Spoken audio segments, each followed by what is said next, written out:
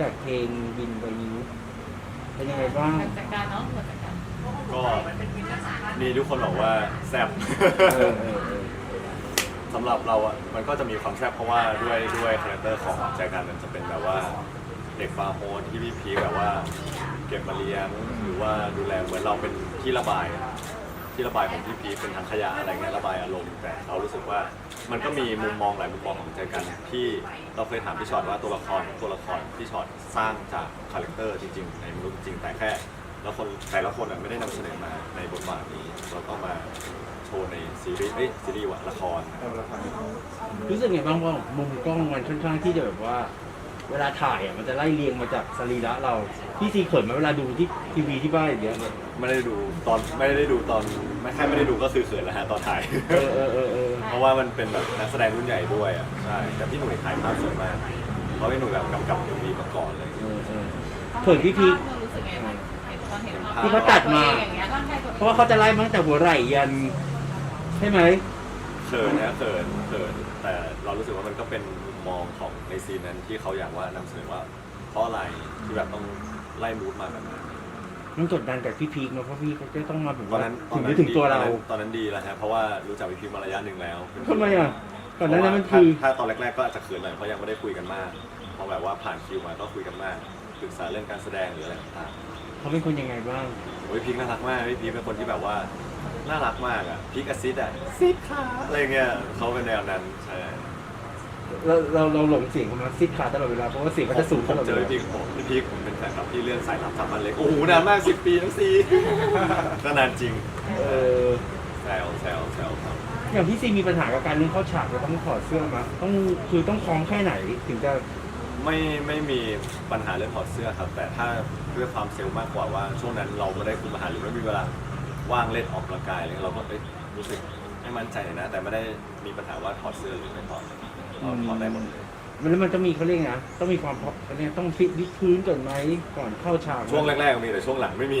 เออ แต่รู้สึกว่าช่วงหลังแบบอาจจะตอนนั้นมันช่วงอ้วนอยู่ด้วยใช่ยังบิน เพราะว่าก็ถ่ายทำมาปีหนึ่งแล้วก็เจอสถานการณ์โควิดอะไรอย่างเงี้ย ก็คือไม่คอนติเนียเลยนะ ช่วงหลังๆก็จะแบบเห็นใจกันพร้อมกันอันนี้คือเรื่องจริง อย่างบทบาทในเรื่องเนี่ยเราได้เรฟเฟอเรนซ์มาจากไหน ครับผม บทบาทในเรื่องเราได้เรฟเฟอเรนซ์มาจากไหน ไม่มีเลยครับเรฟเฟรนซ์คือจากตัวเอง เพราะว่าเรารู้สึกว่าคาแรคเตอร์ของตัวเองถ้าเราได้รับบทบาทนั้นมาแล้วมันก็คือการที่เราเล่นเป็นตัวเอง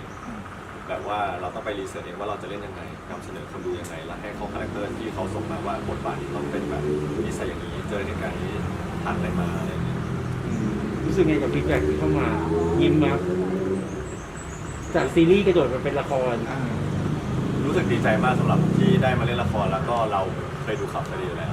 แล้วก็ดูเจนิสมาบ่อยอะไรเงี้ยรู้จักน้องมานานมากรู้จักเจนิสมา8 ปี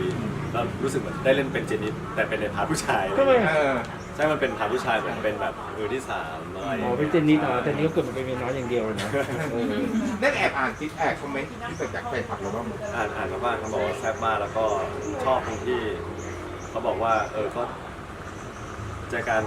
เฮียเหรียญหรือว่าพี่บิวแบบคาแรคเตอร์ต่างกันหรือภาพสีขึ้นไปมันคาแรคเตอร์ไม่ซ้ำกันเนี่ยเราก็พยายามแบบว่าแสดงให้ออกแบบให้ต่างมากที่สุดเท่าที่แบบเรียนรู้มาหรือประสบการณ์มา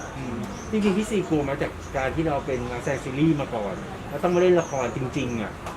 มันจะมีความแตกต่างกันในเชิง สิ่งที่กลัวคือว่าเรากลัวเล่นไม่ได้มากกว่าเพราะละครสำหรับเราแบบว่า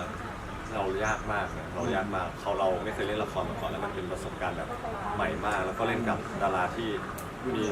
ประสบการณ์แบบมากประสบการณ์จริงๆอ่ะแล้วเขาแบบ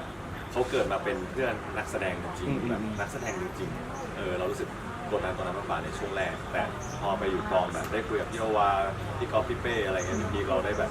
ละลายพฤติกรรมหรือคุยสนิทมากขึ้นมันก็เป็นความเชื่อใจแทนพวกเรามีความรู้สึกแบบนักแสดงจริงๆอ่ะมันจะแบบจูนได้ครับคนใหม่ๆได้เลยโดยที่แบบไม่ต้องมาแบบ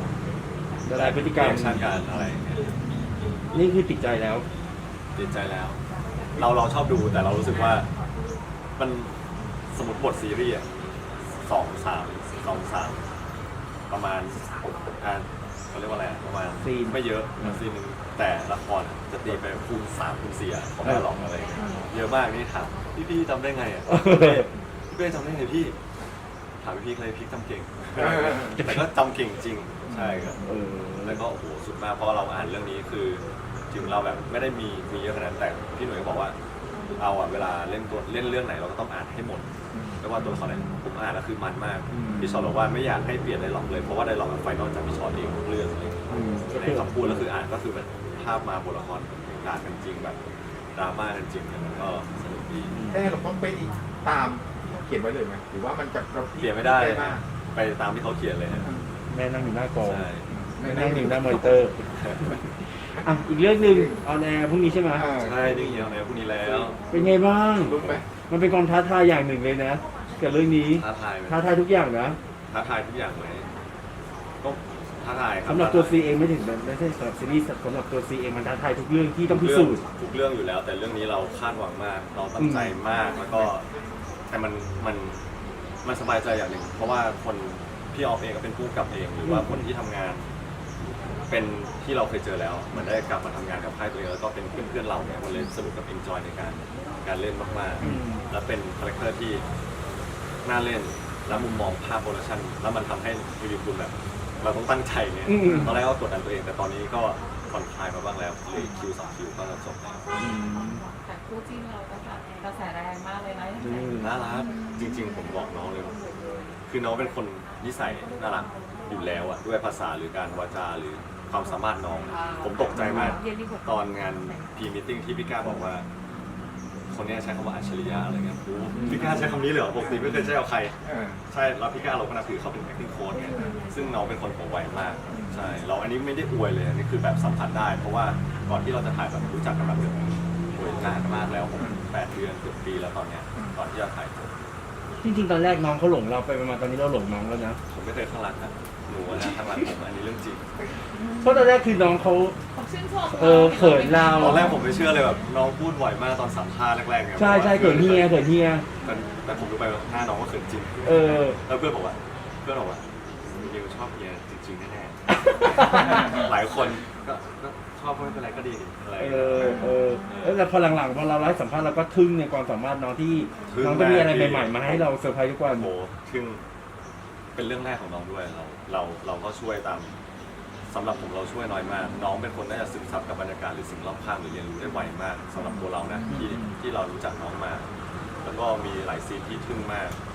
ทำไมเราใช้คำว่าทึ่งเลยเหมือนว่าเราไม่คิดไม่ถึงว่าน้องจะเล่นได้ในระดับนี้หรืออะไรอย่างนี้ ใช่ มันหลายซีนมากที่มันมีสำคัญแล้วคิดว่าน้องเล่นแบบเกิน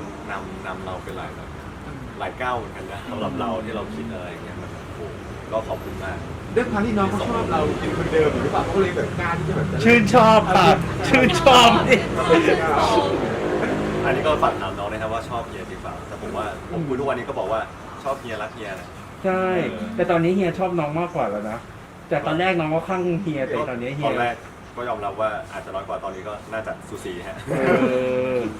ก็น้องเป็นคนน่ารักไม่รู้ทำไมสมมติว่าถ้าเป็นไอแม็กเองเนี่ยเราก็จะคุยแบบเป็นเพื่อนแต่น้องแบบเราก็คุยแบบในเวแม็กไม่ได้อะน้องเป็น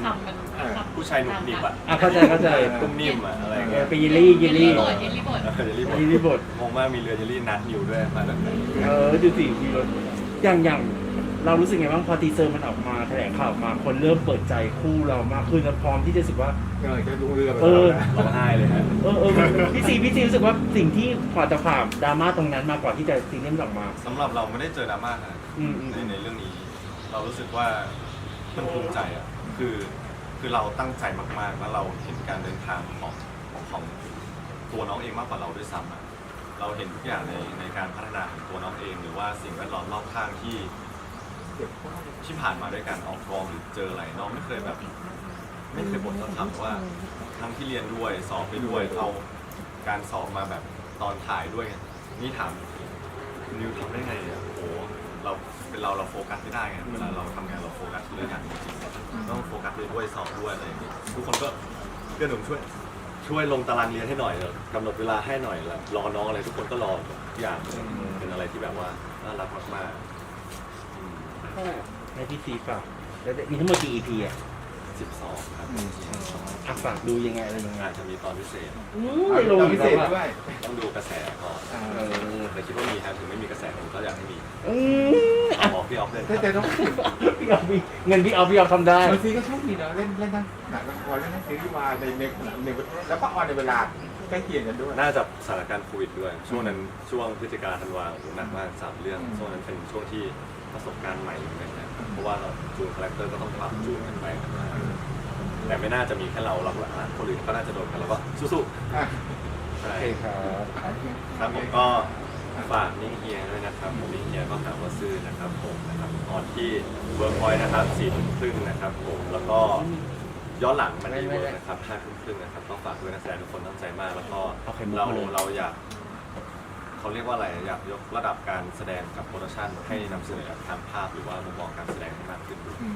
ก็ลองติดตามกันรับรองว่าสนุกแน่นอนเพราะว่าเราดูมาครึ่งพาร์ทแล้วเดี๋ยววันที่19 พฤษภาคมจะเป็น EP แรกนะครับผมต้องฝากติดตามมาเล่นเกมกันเยอะครับ